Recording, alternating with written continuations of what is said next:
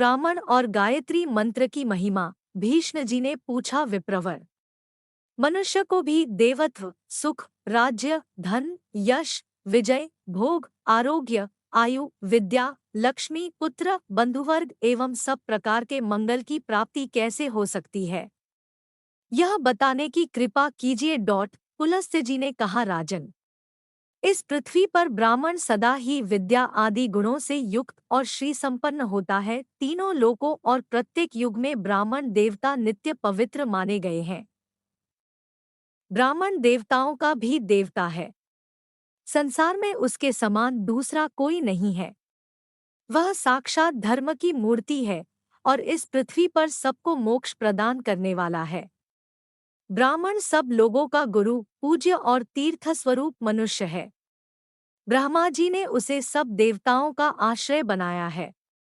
पूर्वकाल में नारद जी ने इसी विषय को ब्रह्मा जी से इस प्रकार पूछा था, ब्राह्मण किसकी पूजा करने पर भगवान लक्ष्मीपति प्रसन्न होते हैं?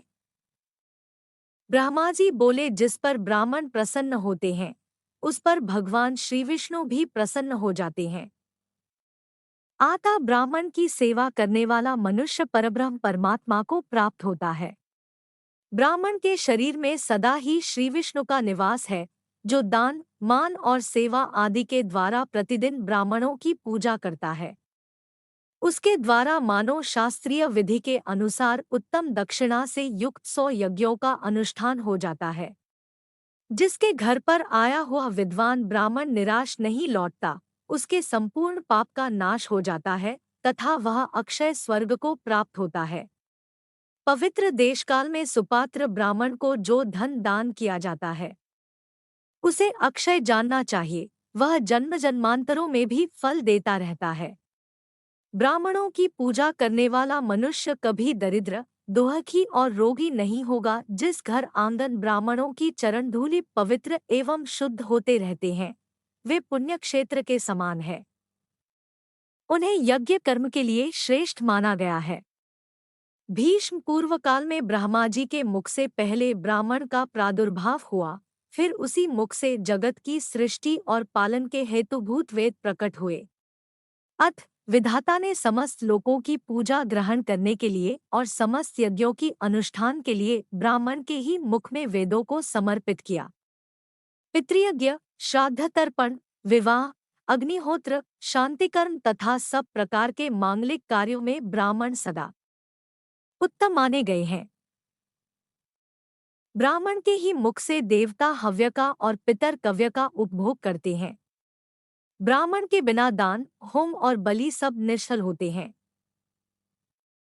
जहां ब्राह्मण को भोजन नहीं दिया जाता, वहां असुर, प्रेत, दैत्य और राक्षस भोजन करते हैं।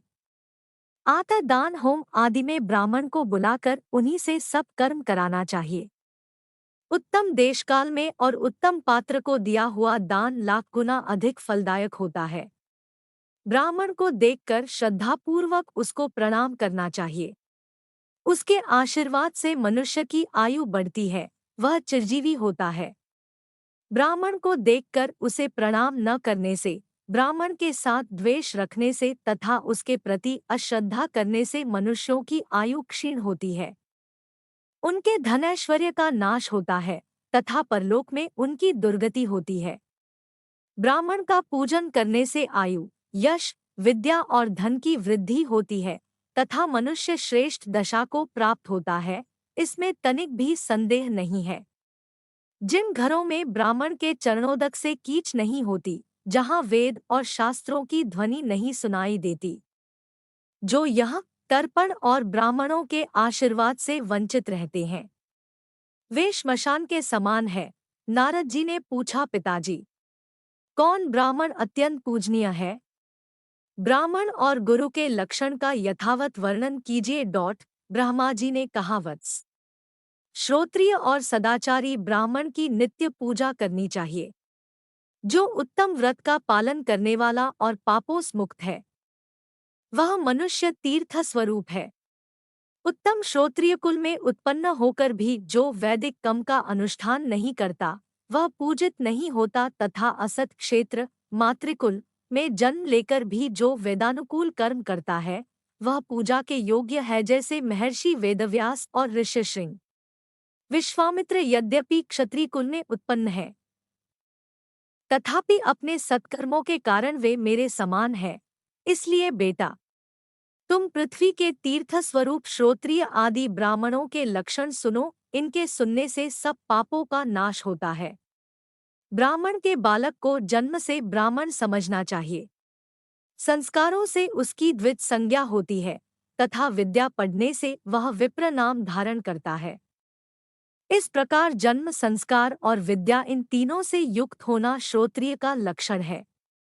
जो विद्या, मंत्र तथा वेदों से शुद्ध होकर तीर्थ स्नानादि के कारण और भी पवित्र हो गया है, वह ब्राह्मण परम पूजनीय माना गया है। जो सदा भगवान श्रीनारायण में भक्ति रखता है, जिसका अंतःकरण शुद्ध है, जिसने अपनी इंद्रियों और क्रोध को जीत लिया है, जो सब लोगों के प्रति समान भाव रखता है, जिसके हृदय में गुरु, देवता और अतिथि के प्रति भक्ति है, जो पितामाता की सेवा में लगा रहता है, जिसका मन पराई स्त्री में कभी सुख का अनुभव नहीं करता, जो सदा पुराणों की कथा कहता और धार्मिक उपाख्यानों का प्रसार करता है, उस ब्राह्मण के दर्शन से प्रतिदिन अश्वमेध आदि यज्ञ का फल प्राप्त होता है। दो, जो प्रतिदिन स्नान, ब्राह्मणों का पूजन तथा नाना प्रकार के व्रतों का अनुष्ठान करने से पवित्र हो गया है तथा जो गंगाजी के जल का सेवन करता है, उसके साथ वार्तालाप करने से ही उत्तम गति की प्राप्ति होती है। जो शत्रु और मित्र दोनों के प्रति दयाभाव रखता है, सब लोगों के साथ समता का बर्ताव करता है, दूसरे का धन जंगल में पड़ा हुआ तिनका भी नहीं चुराता, काम और क्रोध आदि दोषों से मुक्त है, जो इंद्रियों के वश में नहीं होता, यजुर्वेद में वर्णित चतुर्वेद में ही शुद्ध तथा 24 अक्षरों से युक्त त्रिपदा गायत्री का प्रतिदिन जप करता है तथा उसके भेदों को जानता है, वह ब्रह्मब्द को प्राप्त होता है। नारद जी ने पूछा, पिताजी, गायत्री का क्या लक्षण है? उसके प्रत्येक अक्षर में कौन सा गुण है तथा उसकी कुक्षी, चरण और गोत्र का क्या निर्णय है? इस बात को स्पष्ट रूप से बताइए। ब्रह्मा जी बोले, वत्स, गायत्री मंत्र का छंद गायत्री और देवता सविता निश्चित किए गए हैं। गायत्री देवी का वर्ण शुक्ल, मुख अग्नि और ऋषि विश्वामित्र है। ब्रह्मा जी उनके मस्तकस्थानीय है। उनकी शिखा रुद्र और हृदय श्री विष्णु है। उनका उपनयन कर्म में विनियोग होता है। गायत्री देवी सांख्यायन गोत्र में उत्पन्न हुई है। तीनों लोक उनके 3 चरण हैं। पृथ्वी उनके उदर में स्थित है।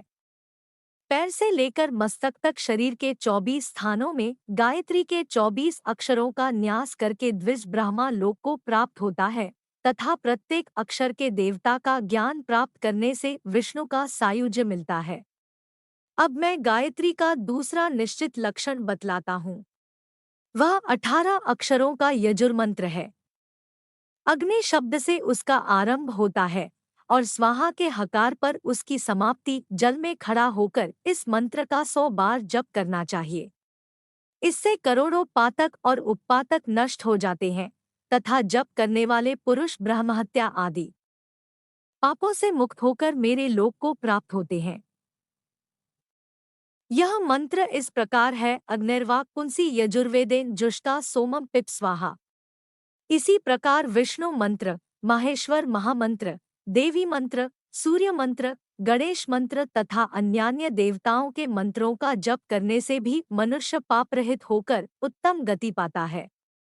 जिस किसी कुल में उत्पन्न हुआ ब्राह्मण भी यदि जपरायण हो तो वह साक्षात ब्रह्म स्वरूप है, उसका यत्नपूर्वक पूजन करना चाहिए।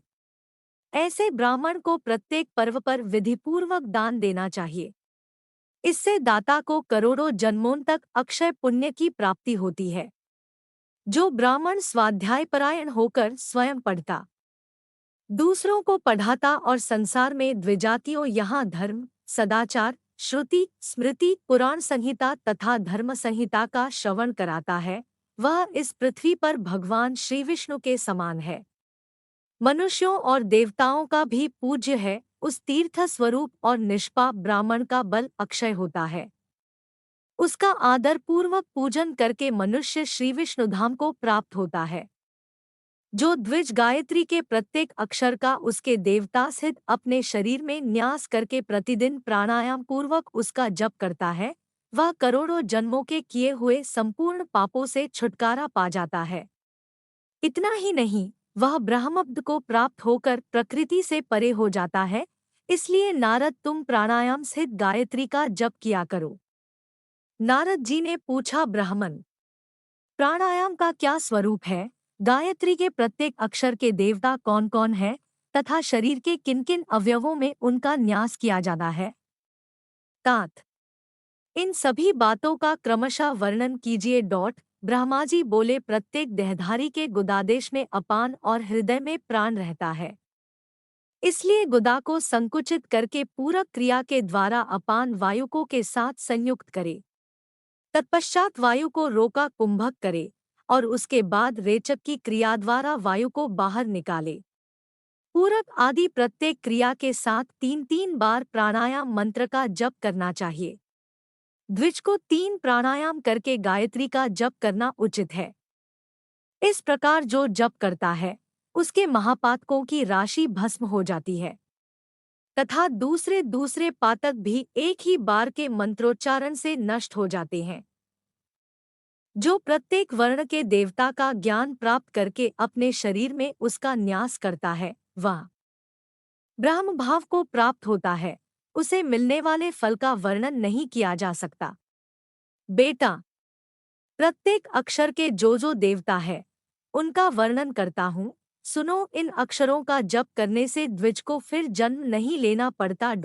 प्रथम अक्षर के देवता अग्नि, दूसरे के वायु, तीसरे के सूर्य, चौथे के वियत आकाश, पांचवें के यमराज, छठे के वरुण, सातवें के बृहस्पति, आठवें के पर्जन्य, नवें के इंद्र, 10वें के गंधर्व, 11वें के पुषा, 12वें के मित्र, 13वें के त्वष्टा, 14वें के वसु, 15वें के मरुदगण, 16वें के सोम, 17वें के अंगिरा, 18वें के विश्वेदेव, 19वें अश्विनी कुमार, 20वें के प्रजापति, 21वें के संपूर्ण देवता, 22वें रुद्र, 23वें ब्रह्मा और 24वें के श्री विष्णु है।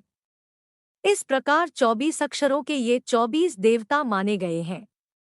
गायत्री मंत्र के इन देवताओं का ज्ञान प्राप्त कर लेने पर संपूर्ण वाङ्मय वाणी के विषय का बोध हो जाता है। जो इन्हें जानता है वह सब पापों से मुक्त होकर ब्रह्मब्द को प्राप्त होता है। विज्ञ पुरुष को चाहिए कि अपने शरीर के पैर से लेकर सिर तक 24 स्थानों में पहले गायत्री के अक्षरों का न्यास करे। तत्का पैर के अंगूठे में, सका गुल्फ घुट्ठी में, विका दोनों पिंडलियों में, तुका घुटनों में, रुफका जांघों में, रेका गुदा में, न्यका अंडकोश में, मुका कटिभाग में, भका नाभिमंडल में, रोका उदर में, देका दोनों स्तनों में, वका हृदय में, स्यका दोनों हाथों में, धीका मुंह में, मका तालु में, हीका नासिका के अग्रभाग में, धीका दोनों नेत्रों में, योका दोनों भौहों में, योका ललाट में, नहका मुख के पूर्व भाग में, प्रका दक्षिण भाग में, चोका पश्चिम भाग में और दका मुख के उत्तर भाग में न्यास करे। फिर यात का मस्तक में न्यास करके सर्वव्यापी स्वरूप से स्थित हो जाए। धर्मात्मा पुरुष इन अक्षरों का न्यास करके ब्रह्मा, विष्णु और शिव का स्वरूप हो जाता है। वह महायोगी और महाज्ञानी होकर परम शांति को प्राप्त होता है। नारद, अब संध्याकाल के लिए एक और न्यास बतलाता हूँ, उसका भी यथार्थ वर्णन सुनो। भुआ इसका हृदय में न्यास करके भुवा का सिर में रेन्यास करे। फिर स्वः का शिखा में 4 तत्सवितुर्वरेण्यम का समस्त शरीर में 5 भर्गो देवस्य धीमहि इसका नेत्रों में 6 तथा धियो यो नः प्रचोदयात् का दोनों हाथों में न्यास करे। तत्पश्चात आपो ज्योति रसोमृतम ब्रह्मा भूर्भुवः स्वरों का उच्चारण करके जल स्पर्श मात्र करने से द्विज पाप से शुद्ध होकर श्रीहरि को प्राप्त होता है। इस प्रकार व्याहृति और 12 कारों से युक्त गायत्री का संध्या के समय कुंभक क्रिया के साथ 3 बार जप करके सूर्योपस्थान काल में जो 24 अक्षरों की गायत्री का जप करता है वह महाविद्या का अधीश्वर होता है और ब्रह्मब्द को प्राप्त करता है। व्याहृतियान सहित इस गायत्री का पुनः न्यास करना चाहिए। ऐसा करने से द्विज सब पापों से मुक्त होकर श्री विष्णु के सायुज्य को प्राप्त होता है। न्यास विधि यह है, भूः पादाभ्याम का उच्चारण करके दोनों चरणों का स्पर्श करे।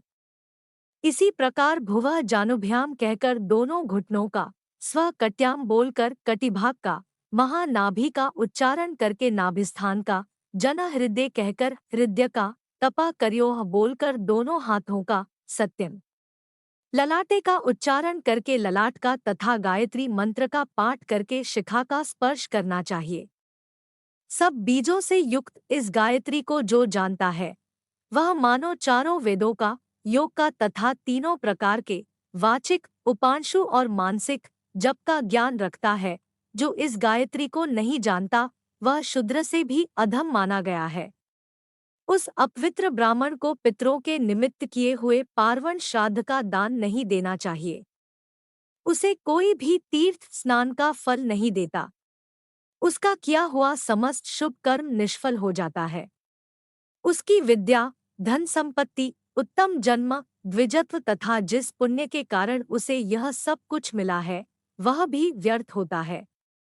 ठीक उसी तरह जैसे कोई पवित्र पुष्प किसी गंदे स्थान में पड़ जाने पर काम में लेने योग्य नहीं रह जाता।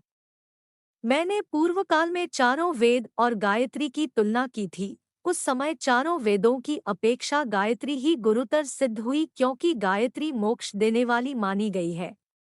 गायत्री 10 बार जपने से वर्तमान जन्म के, 100 बार जपने से पिछले जन्म के तथा 1000 बार जपने से 3 युगों के पाप नष्ट कर देती है। जो सवेरे और शाम को रुद्राक्ष की माला पर गायत्री का जप करता है, वह निःसंदेह चारों वेदों का फल प्राप्त करता है। जो द्विज 1 वर्ष तक तीनों समय गायत्री का जप करता है, उसके करोड़ों जन्मों के उपार्जित पाप नष्ट हो जाते हैं। गायत्री के उच्चारण मात्र से पापराशि से छुटकारा मिल जाता है, मनुष्य शुद्ध हो जाता है।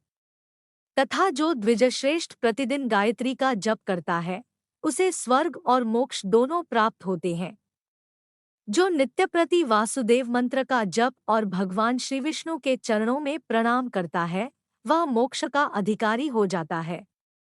जिसके मुख में भगवान वासुदेव के स्तोत्र और उनकी उत्तम कथा रहती है, उसके शरीर में पाप का लेशमात्र भी नहीं रहता।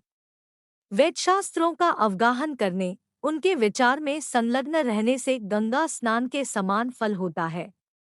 लोक में धार्मिक ग्रंथों का पाठ करने वाले मनुष्यों को करोड़ों यज्ञों का फल मिलता है। नारद, मुझमें ब्राह्मणों के गुणों का पूरा वर्णन करने की शक्ति नहीं है। ब्राह्मण के सिवा दूसरा कौन देहधारी है जो विश्वस्वरूप हो? ब्राह्मण श्रीहरि का मूर्तिमान विग्रह है। उसके शाप से विनाश होता है और वरदान से आयु, विद्या, यश, धन तथा सब प्रकार की संपत्तियां प्राप्त होती है। ब्राह्मणों के ही प्रसाद से भगवान श्री विष्णु सदा ब्राह्मण्य कहलाते हैं। जो ब्राह्मण्य, ब्राह्मणों के प्रति अनुराग रखने वाले देव हैं। गौ और ब्राह्मणों के हितकारी हैं तथा संसार की भलाई करने वाले हैं। उन गोविंद श्री कृष्ण को बारंबार नमस्कार है। 2 जो सदा इस मंत्र से श्रीहरि का पूजन करता है, उसके ऊपर भगवान प्रसन्न होते हैं तथा वह श्री विष्णु का सायुज्य प्राप्त करता है। जो इस धर्म स्वरूप पवित्र आख्यान का श्रवण करता है, उसके जन्म जन्मांतरों के किए हुए पाप नष्ट हो जाते हैं। जो इसे पढ़ता, पढ़ाता तथा दूसरे लोगों को उपदेश करता है, उसे पुनः इस संसार में नहीं आना पड़ता। वह इस लोक में धन, धान्य, राजोचित भोग, आरोग्य, उत्तम पुत्र तथा शुभ कीर्ति प्राप्त करता है।